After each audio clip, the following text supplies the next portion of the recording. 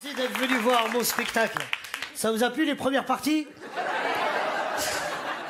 Ouais, c'était une blague que j'ai trouvée en venant là. Ah, ça me fait plaisir, je suis là. Bah, comme il a dit, je suis en train de travailler mon deuxième spectacle. Il y a des gens qui ont vu mon premier spectacle? D'accord. Non, mais l'entrée, elle était à 40 €. Même moi, je voulais pas y aller, c'était trop cher, t'es fou, quoi. Pourtant, je vous jure que mon premier spectacle, il a cartonné. J'ai joué un peu partout dans le monde. J'avais choisi comme thème la société de beaux gosses dans laquelle on vit. C'est pas maintenant qu'il faut rigoler, madame. Non, parce qu'on vit dans une société, franchement, où si t'es pas beau, c'est chaud. Hein, tu me comprends, toi? Allez, courage, le combat continue. Mais j'étais comme... Rigole, là, t'as une sale tête, tu peux faire que ça. Non, parce qu'ils disent, moi, oui, toi, t'as vu ta tête? Non, mais vraiment, je savais pas qu'en choisissant ce thème, j'allais devenir le représentant des moches de France. Je te jure, des moches, il en venait des cars entiers pour venir voir mon spectacle. Ils venaient directement de Mochi, un pays où il y a que des têtes de ouf. Tu sais, mais j'étais pas prêt, ça fait peur quand le rideau s'ouvre, 800 personnes. Boudère! Une fois, il y en a un, il s'est levé, Boudère, tu nous représentes! J'ai dit non! Et moi, ça m'arrive souvent quand je suis dans la rue, tu sais, on me demande des photos, une fois véridique. Une meuf, une hôtesse de l'air, un avion, super jolie. Elle vient me voir, elle me dit, Boudère, on peut prendre une photo? Je dis, oui, y a pas de problème. Elle me dit, oh là là, t'es gentil. En plus, t'es le portrait craché de ma sœur. Je dis, putain, la pauvre. Après, elle montre une photo de sa sœur, il manquait un œil, des chicots. J'ai dit, faut pas abuser quand même, moi. Et même sur la photo, elle puait de la gueule, là. Je te jure, après mon spectacle, c'était des cours des miracles, moi, ma loge. Messire! Truc de fou, je te jure, ça fait peur. En plus, c'est vrai, on vit dans une société de beaux gosses. Je vous jure, c'est vrai que même la chirurgie esthétique, ça coûte cher. Moi, j'ai une copine à moi, elle aimerait bien se faire gonfler les lèvres. Bon, comme elle n'a pas d'argent, une fois par semaine, je lui mets une patate, c'est pour l'aider. Non, mais c'est vrai, c'est super chaud. Pourtant, mon premier spectacle, comme je vous l'ai dit, j'ai joué un peu partout dans le monde. J'ai joué en Belgique, j'ai joué en Suisse. Et tu sais, quand tu joues dans les autres pays, le public n'est pas le même. En Belgique, ils ont pas de filtre, les mecs. Je te jure, il y a un couple, il est venu me voir après le spectacle, direct, il me dit, Monsieur Boudère, je suis avec ma femme Maggie, et on se pose une question, c'est un masque ou c'est votre tête?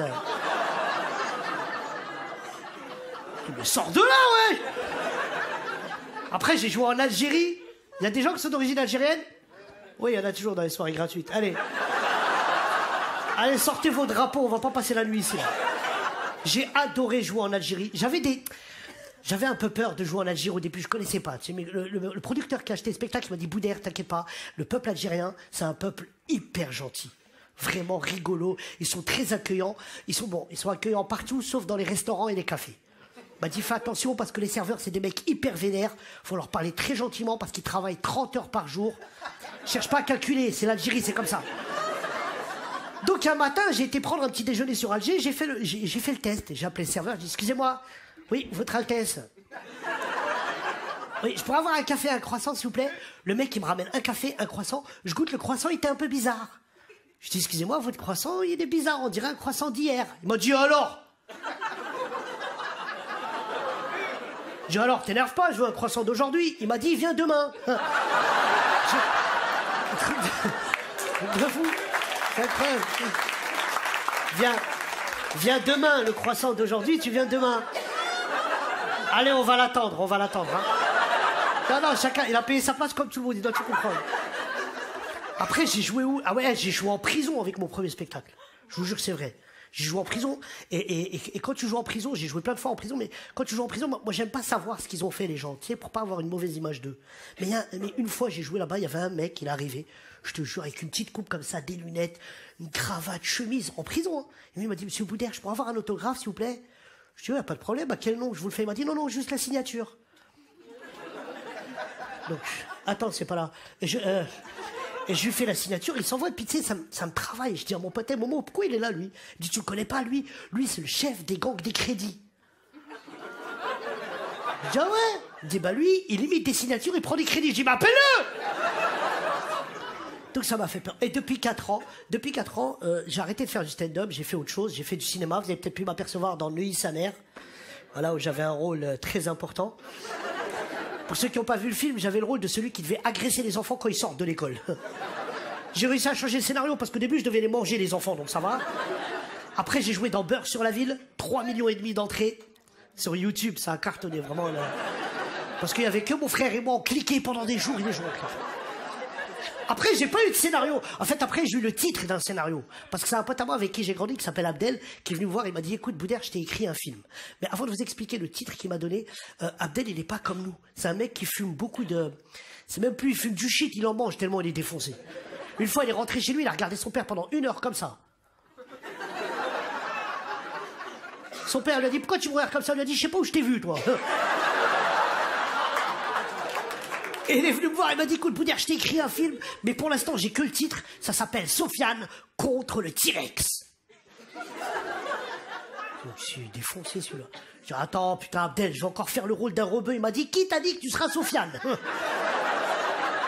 Ça veut dire que je serai le T-Rex. Et ce que je vous raconte sur scène, c'est vraiment ce qui m'arrive dans ma vie, vraiment. Et depuis 4 ans, je suis papa. Voilà, je voulais vous le dire personnellement.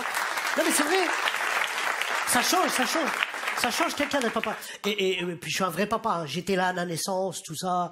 En plus, comment j'étais là à la naissance, quand mon fils il est né, il a pas pleuré. Parce que dans la famille, t'as vu, on est des bonhommes.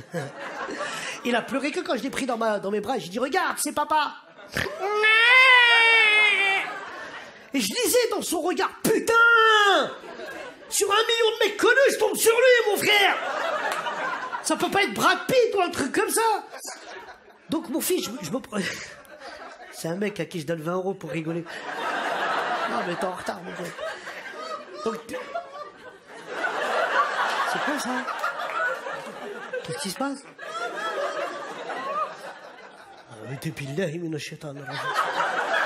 Ah, vous êtes possédé, madame? De fou, qu'est-ce que... Non mais c'est quoi, c'est un rire que vous déclenchez à la radio ou... Oh là, elle reste derrière, il y a des enfants devant. Donc bon, j'ai un fils de 4 ans et je sais pas ce qui est bon pour lui et ce qui est pas bon. Tu sais, je suis pas encore prêt. Je sais pas s'il peut fumer le shit avec moi ou pas, tu vois. Des fois, je lui fais des soufflettes pour voir s'il réagit ou s'il est... En plus, on m'avait pas dit, tu sais, que pour avoir un enfant, faut d'abord prendre un crédit CTLM.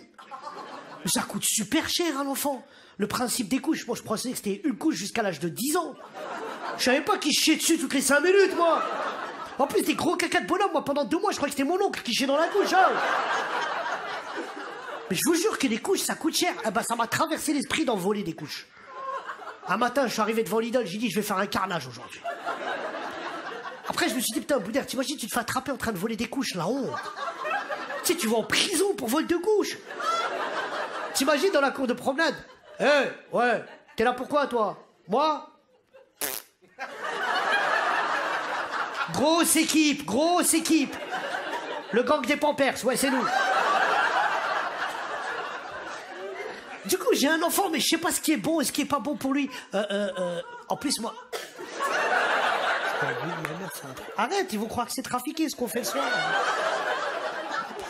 C'est votre femme, monsieur? Elle a dit quoi? T'es drôle? Oh mon cœur. T'es sûr? Est-ce que je peux voir ta tête? Parce que si t'es mignonne, il y a moyen de faire un truc, celui-là. Ah, celui-là, après, c'est compliqué. T'es drôle. Toi, t'es ouf, par contre, c'est...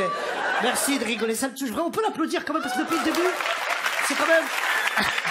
Non, mais c'est vrai. Elle nous coûte quand même 800 € quand même, le petit...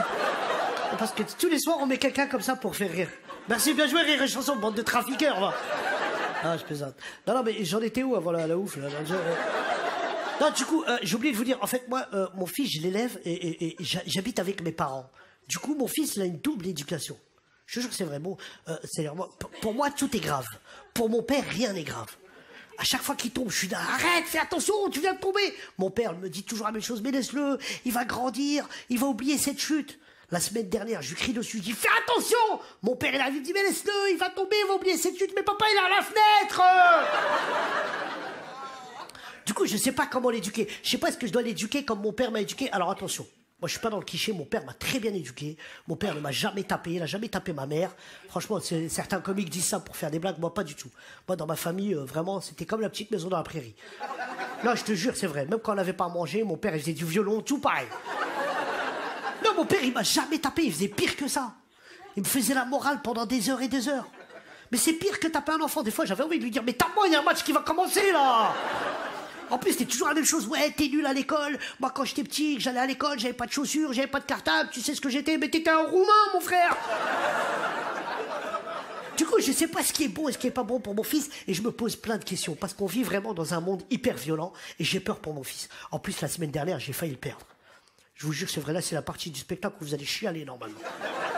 Non, je te jure, je suis rentré comme ça. Je rentrais du spectacle, la grande évasion, du mercredi au samedi à 20h. T'as vu la promo que elle est passée, quoi. Et je rentre comme ça, et tu sais, il y avait un peu le calme à la maison. Je rentre dans le salon, il était allongé à plat ventre, en train de regarder Énergie 12. Mon fils, il regardait les anges de la télé-réalité. Mais ça fait peur, ça. Bon, celle-là, elle n'est pas passée, mais normalement... Non, mais je te jure, c'est vrai, j'avais peur pour lui. Du coup, je sais pas ce qui est bon, ce qui est pas bon pour lui. J'ai peur pour lui parce qu'on vit dans un monde hyper violent. On va pas revenir sur les attentats du 13 novembre. C'était vraiment grave. Et le plus grave, c'était Jawed. C'est un truc de fou, ce mec. C'est l'homme le plus recherché de France. Il est là, il fait une interview avec BFM. Alors moi, personnellement, je les connais pas, les mecs. Hein. Attendez, là, 2 minutes, la police, je suis en train de parler, là. Il a eu l'arrestation la plus pourrie des arrestations du monde. Je te jure, c'est un flic qui est passé... Mais c'est lui qu'on cherche, non? Du coup, c'est hyper violent. Même les jeux vidéo, c'est violent. Je vous jure, c'est violent. Moi, quand j'étais jeune, je jouais à Tetris. Vous avez tous connu Tetris? Bon, moi, je vous ai pas dit que je jouais à la Game Boy à Tetris. Je jouais avec mes potes à Tetris. Moi, je faisais le I, l'autre, il faisait le carré. On avait un petit chinois, celui qui faisait la musique. Alors que les jeux vidéo d'aujourd'hui, c'est hyper violent. Moi, il y a un mois, j'étais chez mon oncle, il y avait mon petit cousin Samir de 5 ans qui jouait à GTA. Je connaissais pas, je me suis mis derrière lui, je dis Samir, conduis doucement, t'es dans la ville. Il dit, oh, je peux pas, tonton, je suis en mission. Ouais, bah arrête-toi au feu au moins. Il me dit, je peux pas, j'ai de la coke dans le coffre. Je dis, mais fais gaffe à la dame, il me dit, oh, c'est pas grave, c'est une pute. 5 ans. Du coup, je me pose des questions. Je me dis, putain, le jour où mon fils, il aura sa première embrouille au collège. Tu sais, quand il dira au mec, tu vas voir, je vais te ramener mon père, tu vas voir. Mais ramène ta mère, pourquoi tu me ramènes moi? Non, mais parce que après moi, il va falloir que j'y aille à la sortie de l'école pour voir qui c'est qui a embrouillé mon fils. Mais t'imagines un petit peu la scène à 17h à la sortie de l'école? Bon, avec qui tu t'es embrouillé déjà? Abdoulaye? Oh là là. Mais je t'ai déjà dit qu'ils sont balèzes, ces mecs-là, là. Bah, c'est lequel, Abdoulaye? Quoi, c'est lui? Ce qu'il faut en 5e, celui-là, là. C'est le prof, lui, là. Bon, bah, vas-y, prends une pierre et reste derrière, on sait jamais, ça part en couille. Vas-y, Abdoulaye, ouais, traverse, c'est moi le père du petit, traverse. Inch'Allah, tu te fais renverser, traverse. Après, il faudra que je me batte avec Abdoulaye, parce que pour mon fils, je suis l'homme le plus fort de la planète. Mais t'imagines, je perds la bagarre. Tu sais, je serai plus crédible quand je dirai à mon fils, hey, il est 22h, va te coucher. Je vais appeler Abdoulaye, on va voir qui c'est qui va dormir le premier, tu vas voir. Merci, c'était Boudère, je vous laisse sur ça, merci beaucoup.